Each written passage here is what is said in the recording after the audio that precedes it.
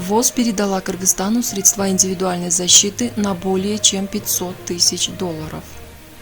Всемирная организация здравоохранения передала Минздраву Кыргызстана средства индивидуальной защиты. Об этом сообщили в пресс-центре ведомства. По его данным, передано 46 200 защитных щитков для лица, 14 600 защитных очков, 57 тысяч халатов, 150 тысяч респираторных масок КН-95. Общая стоимость гуманитарной помощи составляет $508 078. Средства защиты предоставлены по запросу правительства. В ведомстве добавили, что организация также проводит онлайн-обучение для работников здравоохранения, в том числе лабораторий, организаций первичного здравоохранения, больниц, а также специалистов в области общественного здравоохранения. Кыргызстан вошел в тройку самых дешевых стран для жизни. Кыргызстан оказался в тройке стран, где самый низкий уровень стоимости жизни.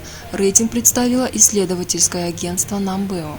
При его составлении учитывалась стоимость товаров и услуг в различных странах, включая аренду жилья, коммунальные услуги, еду, одежду, транспорт и отдых.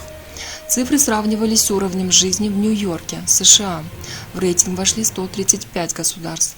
Он составлен таким образом, что в странах первой десятки жить дороже всего, а последней дешевле. Кыргызстан оказался на 133 месте, ниже, чем здесь стоимость жизни только в Индии, 134 место, и Пакистане, 135.